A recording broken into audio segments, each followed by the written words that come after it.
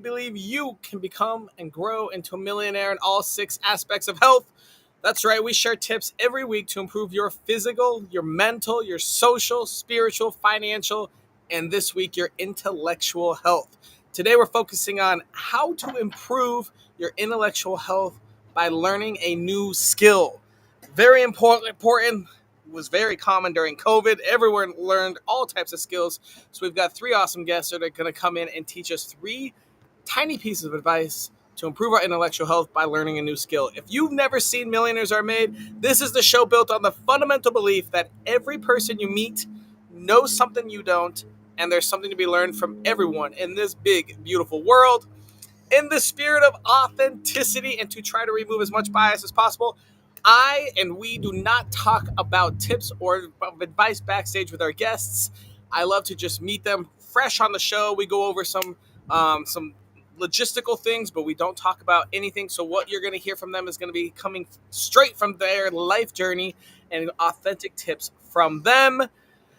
Audience, this is an engaging show. We love any comments, questions. We will ask and answer them live. So feel free to shoot anything you have for us. I want to give a quick shout out to some of our followers on socials: Facebook, Kelly Mercia. Thank you so much for following. Instagram, Andrew Rimmer. TikTok, Sadie Smith. And YouTube, Human Design Coach. Shout out to all of you. Thanks so much for following us. If you have any piece of advice, and I know you do, we already know everyone does, I'd love to have you as a guest. Come on, share a little piece of advice, help the world grow, teach someone that might just need to hear your story. Links being dropped right now. Please sign up, come be a guest. We'd love to have you. And if in your life right now you might be a little lost or a little broke or a little unhealthy physically, if you're going through something and have a struggle, let us know. Give us a topic. We will go out and find three awesome guests. They'll give you three simple pieces of advice and throw an entire show to help you get through that little hump in life. If you love what we do, giving out advice, growing, sharing, building community, please like, share, send, subscribe, whatever it is on whatever social media you're watching us on. And if you want to have a one-on-one with me, I do offer free growth sessions. I'd love to meet with you and talk and see if I can help in any way. That link's being dropped right now. And finally, we do have some sponsors. This show is sponsored by Rachel Greenwell, who is an awesome woman, helps people own their worth, power, and potential, aligning their spiritual purpose to make a positive impact in the world. Go check her out, follow her on Insta, all that fun stuff. Her link's being dropped right now. Next, we have Samir Dosani, is a certified health and nutrition coach. He specializes in the prevention and reversal of chronic diseases. He's been a guest on our show. Super smart, amazing. Go check out Samir. Follow him on Insta, Facebook, all over. He's currently pursuing his PhD in anthropology as well, and he lives in South Africa. Super awesome guy. Next sponsor is Elle Granil. She is super smart as well. Neuroscience expert, NLP, and communication pro. Offers a deep dive into brain function and personal transformation. Author, athlete, and founder of TrueSpeak. Elle is certified in transformational meditation. And finally, our last sponsor for this episode is Danielle Margraf. Danielle leads the Feminine Wealth Movement, teaching women to rewire for financial freedom using spiritual, somatic, and mindset practices. Super awesome. Thank you so much, sponsors. Whew, that was fun. Who's ready to start learning? We're going to bring out our first guest now. Our first guest is Anita. Anita, who are you? The question of life, eh? Who am I? We have an episode just on this question. No, I'm kidding. I've not got long, so I'll go with what do I do. So I work as a human behavior expert, and what that means is I work with anyone that has a voice in their head that talks to itself all day, runs movies, has a monkey mind, whatever we want to call it, and wants to understand more about that voice, why it's there, why we do it, how it got there, and how we can maybe change it and quieten it. All right, I like it. Now, quick question. Does everyone have a voice in their head? I think there's some Buddhas in the world that may not have a voice in their head. I've met a couple of people that claim to not have any self-talk running. So, Yeah. If I anyone feel like wants I've to heard know about people. them, I can send you some stuff on their books. But yeah, but Yeah, I feel I like I've haven't heard been that in there's their people head that to don't see whether talk. that's true. All right, Anita, let's get to the nitty gritty. If I wanted to improve my intellectual health by learning a new skill, what tiny piece of advice would you give me? Think less, be more. Think less, be more. All right, gonna have to explain that a little bit in depth. Let's hear. Okay. So, what can happen for us as human beings is we will go to start learning something new. And what we may miss along that process is the amount of self talk that is running that is preventing us from learning that skill as quickly as we might like to. So, it's going back to this self talk, this voice in our head. So, say you want to get better at public speaking, you go and you do some courses and you go to learn this new skill of public speaking. You're there, you're taking in the information, but as you're taking in the information, you're having a conversation with yourself in your head. So, you're not really fully taking in all of the information. Then you may stand up on stage and you start to try to public speak. And what may be happening in that process for you, if you're not getting it that quickly and you're not that good at it, is it's because you're not being there present. You may be there in your head as you're public speaking going, what the fuck did I just say? I sounded really stupid. I've forgotten what I'm supposed to be talking about, blah, blah, blah. So when we start all of that self-talk, and this is what happens when people have a stutter, it's because there's a voice in their head that is talking to them that is preventing them from just speaking as they speak. So right now, if I'm talking, the minute I start talking to myself about what I'm saying, I'm potentially going to start stuttering. I'm potentially going to start talking absolute rubbish because now this voice in my head is getting in the way of it. So the more that we can be present, like fully present with no self-talk running as we're learning something, the quicker we're going to embody that skill, because we're limiting ourselves by our unconscious. This stuff's running all day. So when we're trying to learn something, it's still running, but we can't see it. A lot of the time, we can't see what's stopping us, and we think we're just not very good at learning, or we're not very good at this. Well, we might be if we stop telling ourselves we're not very good. So that quietens, breathe, be here, and allow it to become embodied. Wow. All right, that's a great one. Great little piece of advice. Tell me, where on your life journey did you learn this? So about 8 years ago, I started studying human behavior. But leading up to that process is, I guess, I learned how shit I was at public speaking, at learning, dyslexic, all of those kind of labels at school, not very good, was good at sport, was good at people, but wasn't very good at learning. Didn't really know why that was. Maybe there wasn't that much of an interest in it. But as soon as I started learning this stuff 8 years ago, I got to learn that the thing that was stopping me from being better than I was at learning at school, let's say, is because I was talking to myself in a way that was stopping me from learning. So I had singing lessons, I did singing performances, I would stand up in front of the class and we'd have to recite some French, some stuff that I'd learned for homework. And I would stand up there, and the amount of times that I stuttered or just froze in theory was, just would happen all of the time. And it wasn't until I started learning this, this process 8 years ago, was that I realized that the thing that was stopping me from being good at it was the fact that I was talking to myself the whole way through. I forgot my words. I didn't forget Getting my your own words. I way. just had other words that were getting in the way for me to, not have those words that I'd learned to hand. I knew them. I just had something else distracting me from being able to recall them. Wow. All right, Anita, that's great. Great advice. Thank you so much. We are going to move on to our next guest, and we'll bring you out at the end for the round robin. Thank you so much. Thank Next you. up, we have John. Hi, John, who are you? I am John Haynes. I'm here in Oxford in the UK, which is where I went to university, and I am a juggler, magician, and fire eater, amongst other things. Do you ever do magic shows virtually like this? I have done, not actually, I did quite a lot during lockdown, and since Okay. then I've avoided them. Well, people don't want them anymore, but yeah, they tend to be in person now, which is much more fun. Much more fun. Yeah. All right. I've got a very important question for you. If I wanted to improve my intellectual health by learning a new skill, what tiny piece of advice would you give me? No surprise. Start to learn to juggle. I love that you had those ready on cue. That's amazing. Absolutely. They're here.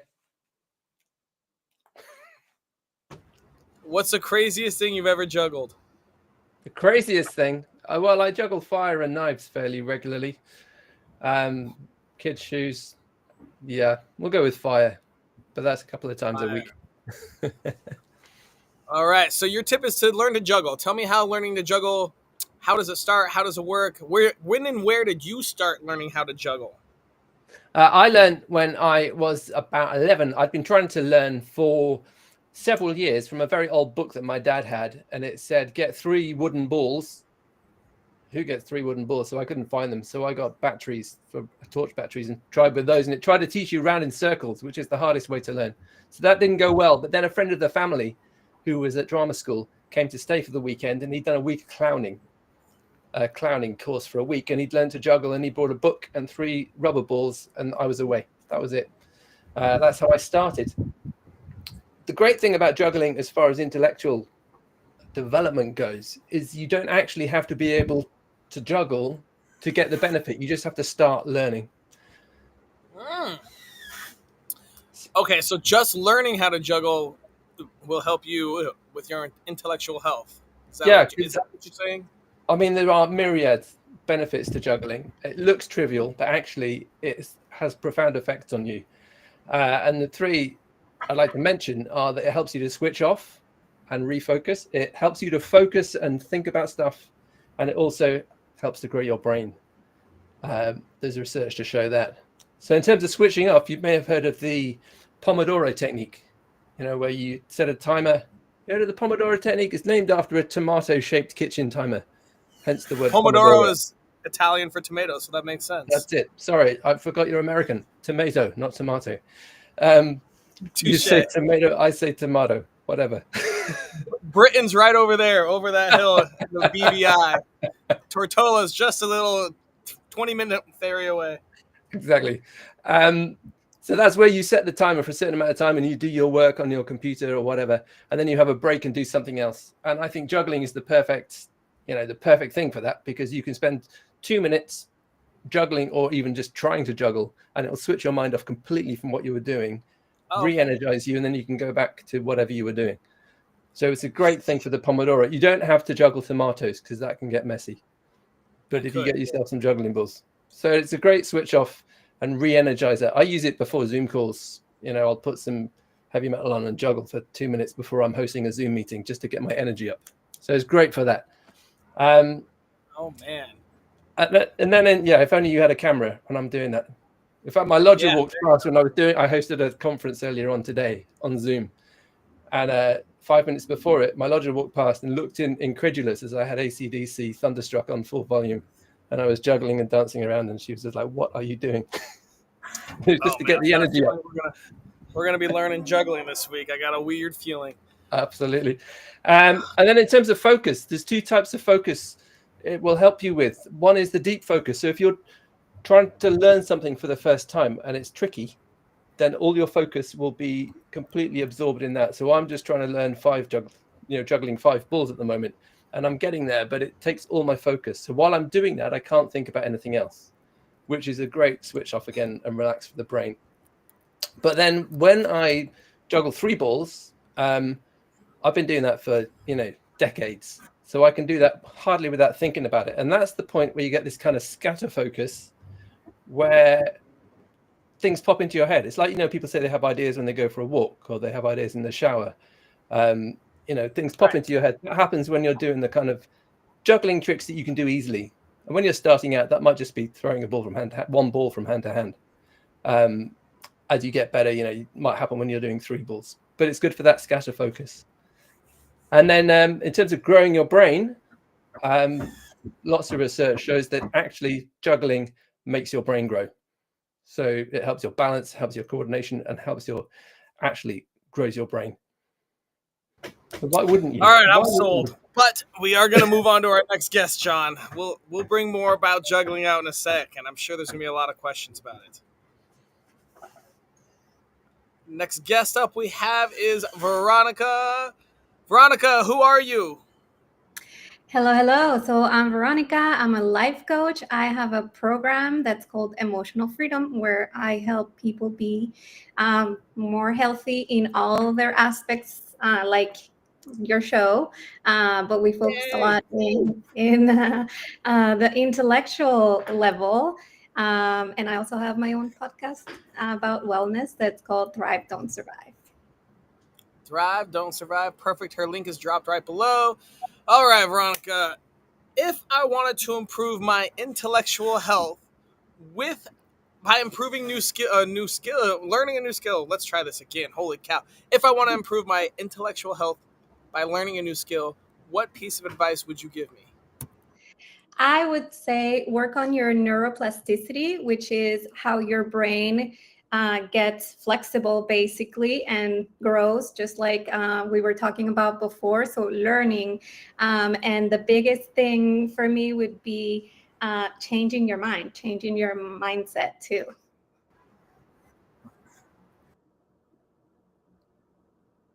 Ah, that's creative. So that means we have to start liking juggling. Got it.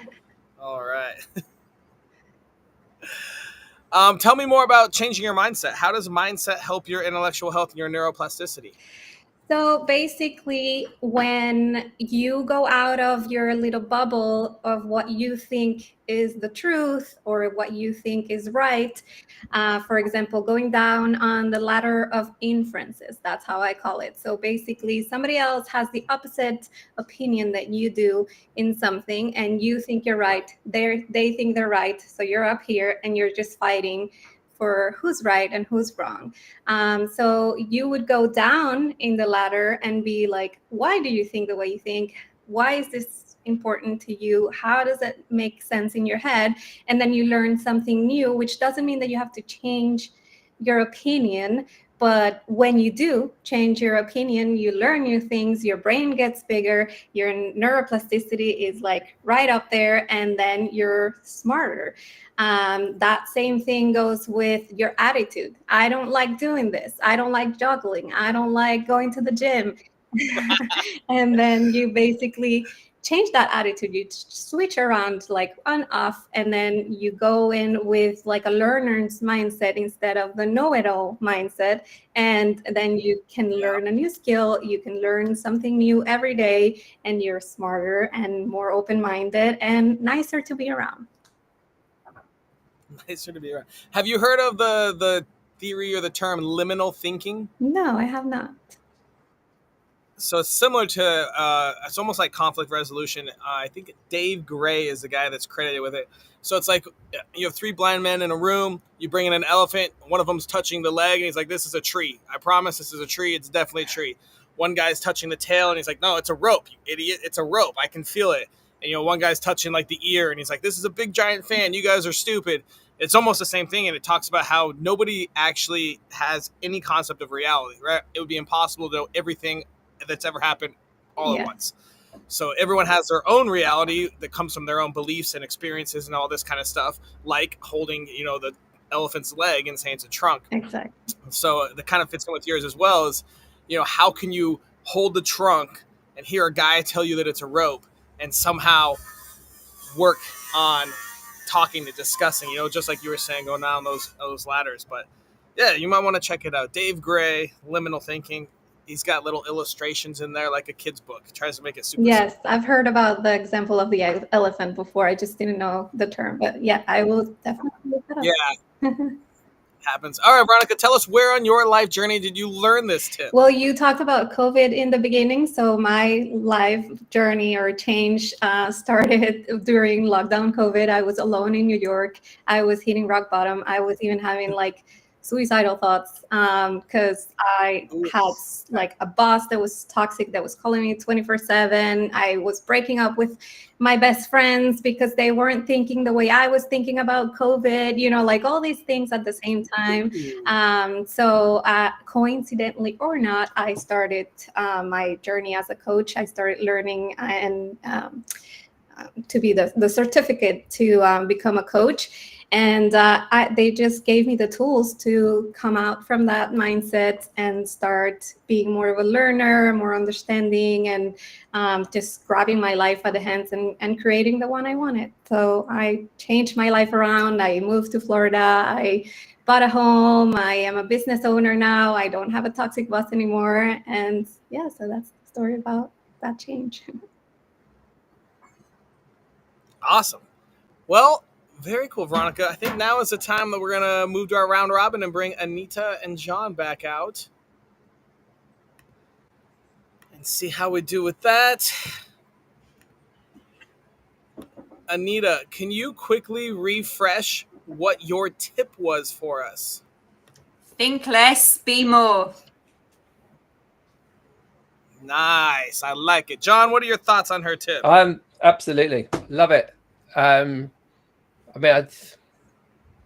Yeah, because I think you can just overthink things, and paralysis by analysis is something I've heard, that you just think about stuff so much you never actually get to doing anything, and sometimes you just need to get ahead and do it. Certainly true when you're learning to juggle. You just need to start. And in the process of actually juggling, the less you're thinking, the more you're being with the balls, the better you're going to be at it. The more you're there with, that scattered, what was that thing you were saying, that the scattered mind, you're on autopilot then. The thinking started, you've already perfected it. And that's how we go about life, on autopilot. We're no longer in the focus of the beingness of the learning. So I heard someone once gave me some advice when I was back in my early 20s trying to work out what to do with my life, and they said it's easier to turn the wheel on a moving car. If you try and in a parked car try and turn the wheel, it's really hard. Once the car starts moving, much easier to change the direction. Veronica, what are your thoughts on Anita's tip? I love that tip. I also teach, that's part of my program as well, is switching around your inner self-talk. I actually call it the toxic inner self-talk, because it usually comes from, you learn it somewhere. For me, it's in my family, where, they have this, like, they're educators. So they're always evaluating everything. So then I'm always evaluating myself in a negative way.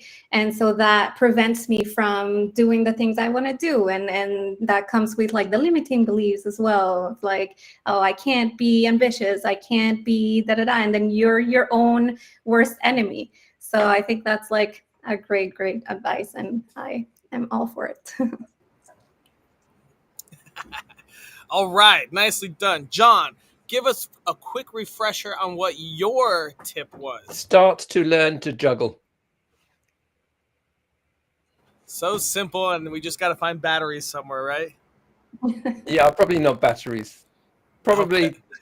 And I mean, you can use oranges or like little satsumas, but I warn you, when they drop, they start to get sticky when the skin splits. So something that doesn't split apart. But something roughly spherical and not too heavy, you'd be great. Veronica, what are your thoughts on his tip? I love it because it's a way of learning and also being present as well. And like we've been saying that being present is basically, they say that being present, if it's meditation or juggling or doing any of those things, is more restful than a night of sleep. So that actually helps your brain so much, and it gives you the rest that you need, and to get away from that monkey mind as well that we were saying before. So yeah, I think, and also it gives you the creativity part, which also is really good for your gray matter and your brain health. So I think that's a genius advice. Anita, what are your thoughts on John's tip? Yeah, same, similar. It's anything that helps to break the state of thinking. Yeah, so it's whether we take a breath, whether we juggle, whether we do whatever. It's like what we're, this is, this thing around even addiction. We're never addicted to anything other than trying to escape our own mind, trying to break the state of thinking. So it's like none of the things that we actually choose to do, even though they seem negative and they're not good for our health, everything we do has a positive intention. And the positive intention normally leads back to us, just trying to stop the mind fucking that we are constantly in. So, you know, whether it's whatever, you know, juggling, perfect, absolutely perfect. The less we think, the more rest, as Veronica said there, the more rest this is getting, the more the nervous system is, you know, regulating itself, the more balanced it is, the more rest and repair. We wouldn't need to sleep as much. Apparently there's people out there that meditate all day and don't sleep. Actually, I spoke to one a few weeks ago. He barely sleeps because he's in a constant state of meditation. Juggle all day, we wouldn't need sleep. We'd just be in a constant meditative state. So yeah, absolutely love it. Anita, can you give us that quote again? You said something. You're never addicted to anything other than escaping your own mind. Yeah, that's what all addiction is on behalf of. Trying to get out of here. Yeah. Social media, our phones, drugs, cigarette. That first puff on a cigarette, just that relief from the break. Juggling, whatever it is, we just want some relief, even if it's only for a second. Then we might judge ourselves that we've had the cigarette. Maybe not that we've juggled, but you know, unless we've done it badly, and then we might. Like binge watching TV. Yeah. I encourage it. I have clients. They're like, I've spent all day watching TV. I'm like, well done. They're like, no, it's really bad. And I'm like, well, the part that's bad is the part where you judge yourself for it. The watching of the TV, enjoy it, have a rest. If you're judging yourself for it, then that's the bit you want to work on, not stopping yourself from watching the TV or having the cigarette or juggling. It's watch the judgment. Yeah, all addictions are bad unless they're juggling, right, John? Something like that. I just seen that question that's come up from. We got a question from the audience. 001. How do you deal with setbacks when you're learning something difficult? What a great question. Can I jump in on that? Just sure. Because this is one thing that I talk about a lot when I'm teaching people to juggle, and it ties completely into Veronica's thing about changing your mindset. Because everybody thinks automatically that if they drop something, that's a failure when they're learning to juggle. And actually it's not. It really is part of the process. And so I have to teach people, and you know, professionals find this really hard when I'm doing corporate workshops and stuff. When I said, look, if you catch them at this stage, you are doing it wrong. I want you to drop them. And they find it really hard to drop the balls because they've got to change their mindset, because that's part of the learning. So that's one answer, is the mindset change. The other one is when you're learning to juggle, you won't get it straight away. My 5-ball juggling, I've been working at it solidly for 2 weeks, and I can see each day there's an infinitesimal little bit of progress. I can do it one more throw, and then they all fall apart again. And it's that encouragement. I just know that it will get better.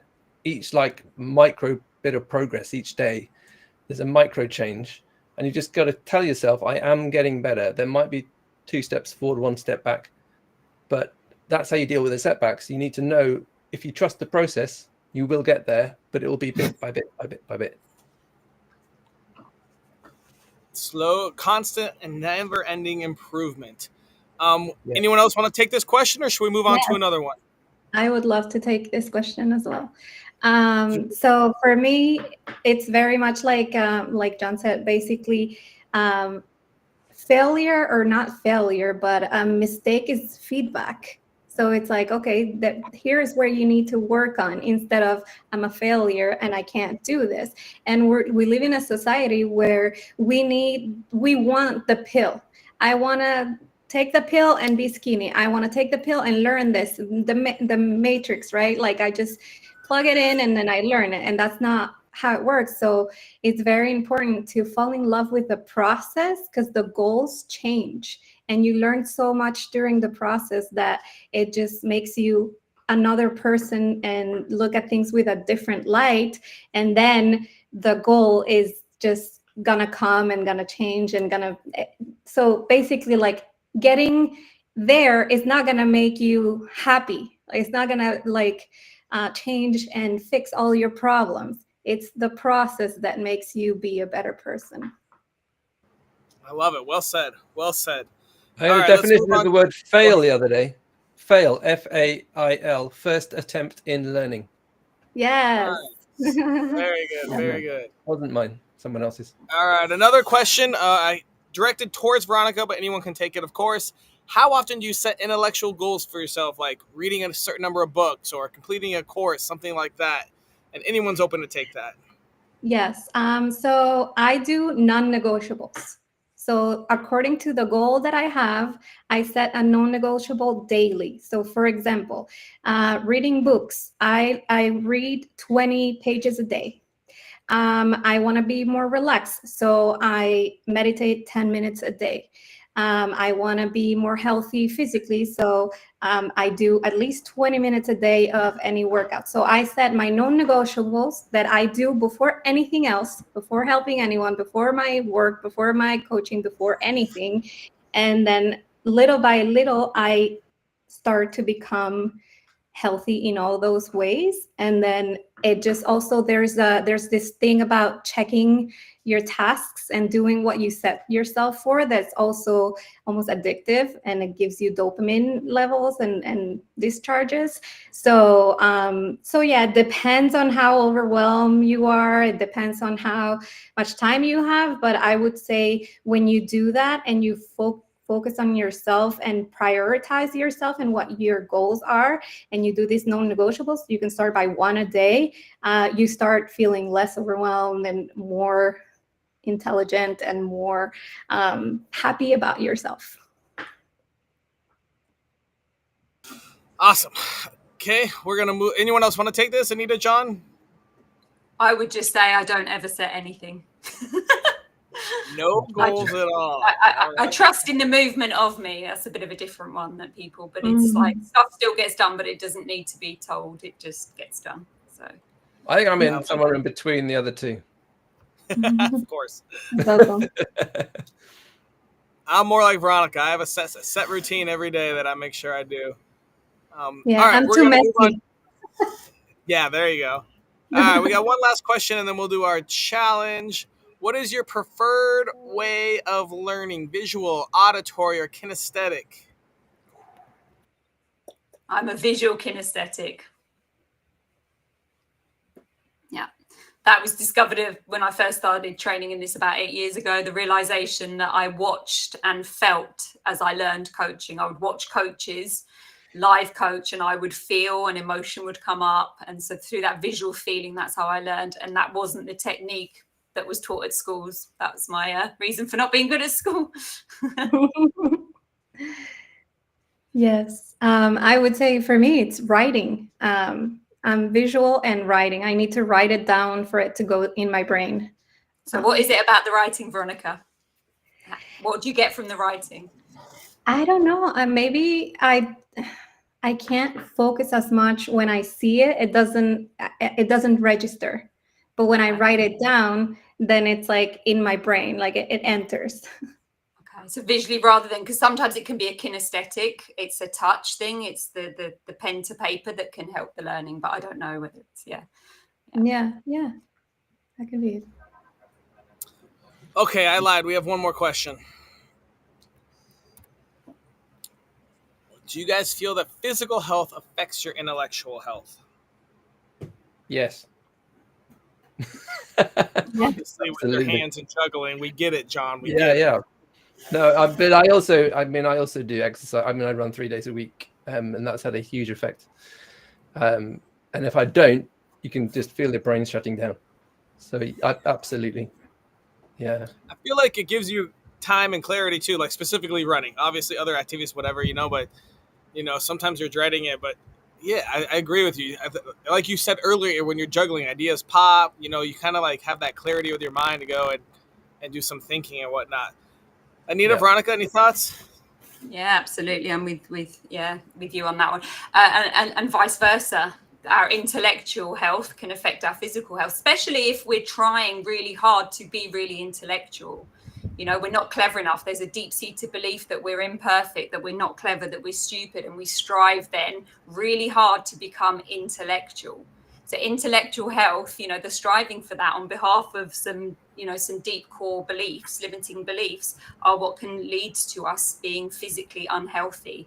All of that overthinking, all that trying to take in information, all of that judgment may be running at the same time, the perfectionism, all of those mind programs running us can then transfer into the body. We're anxious, we've got heart palpitations, we're feeling stressed. So yeah, both ways. And then go out for a run, break the state of thinking, have some time away from, totally berating yourself. There you go, state change, do some juggling.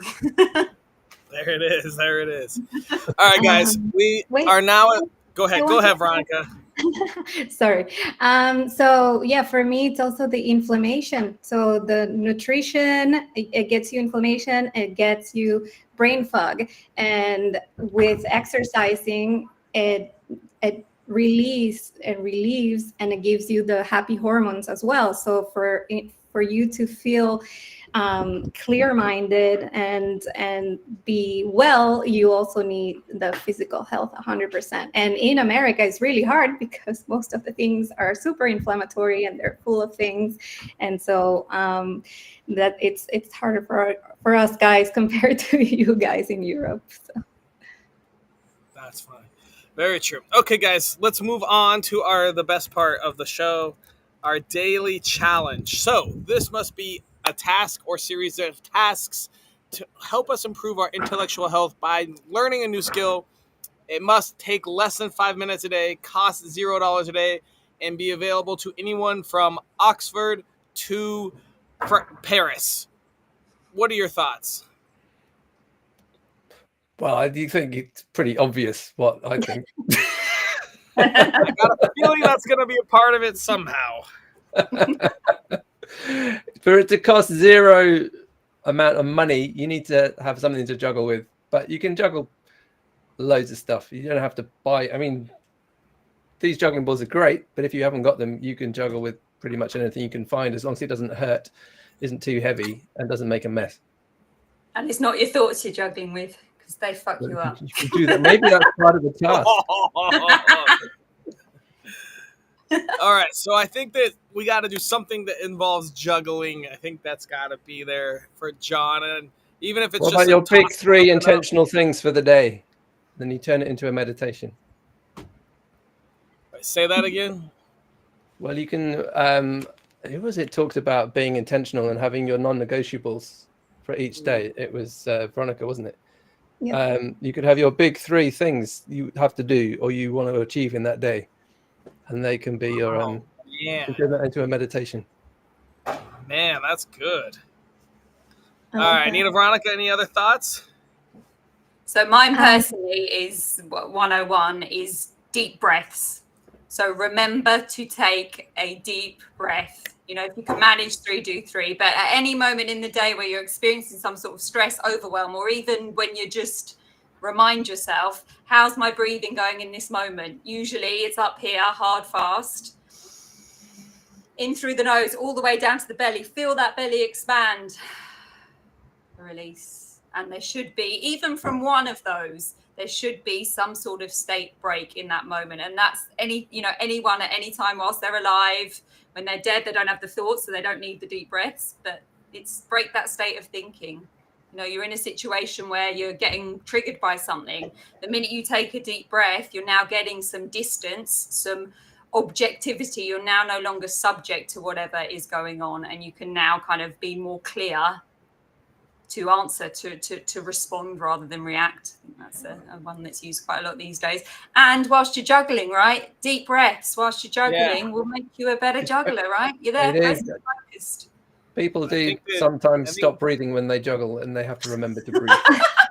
I think I like the deep breath, have 3 MIT's most important tasks of the day, and then juggle for 5 minutes, or at least try your best. If it's just tossing one ball up, then you only get one intentional item. I don't know. You guys have anything to add to that? Or does that sound like a good challenge to you? I would say get uncomfortable. Do something that makes you uncomfortable every day. And do you think juggling is comfortable? Yeah, with Satsumas. For some people it's comfortable. For some people it's not that uncomfortable. But I would say something that really scares you, not juggling. That's like a task that you do, but like have the conversation you don't want to have. Learn the thing you don't want to learn. Talk with, I don't know, if you're a Trump supporter or not a Trump supporter, talk with a Trump supporter and see their thoughts. Do things that make you uncomfortable and learn, and then you get neuroplasticity from it. You're smart. Okay, so to be uncomfortable, I changed it so juggling has to be with fiery knives. Yeah. Now, so 3 things that are uncomfortable. I've got to, yeah. I mean, so I guess what we can do is your 3 intentions, your 3 tasks. I mean, at least one of those can be an uncomfortable task that you choose, and we'll leave that Right. open to the person on how they want to go about that. So we'll take Yes. deep breaths. We will think of our intentions and our 3 main tasks of the day. Hopefully, at least one of them is uncomfortable, and then we will freaking juggle. Yeah. Whatever level juggling you want. If it's just tossing up one thing or tossing up 2 things, we got a week to do this, 7 days. By the end, we'll be tossing 40 fiery knives at each other. It'll be great. Love it. Awesome. All right. We officially have our daily challenge, have done our work today. Thank you guys so much for coming out. We're going to wrap this up. Anita, Veronica, John, it was awesome having you guys, and you guys dropped some serious knowledge. Thank you so much. Thank you. And to everyone watching, thank you all so much for watching another episode of Millionaires Are Made. We focus on how to improve your intellectual health by learning a new skill. It focused a lot on juggling, and our daily challenge includes that. We're going to take some deep breaths, learn a little bit of juggling, try to improve your juggling skills, pick 3 intentional tasks for the day, and try to make one of them uncomfortable and get those done. And that is how we will improve our intellectual health for this week. Thank you so much, and never forget,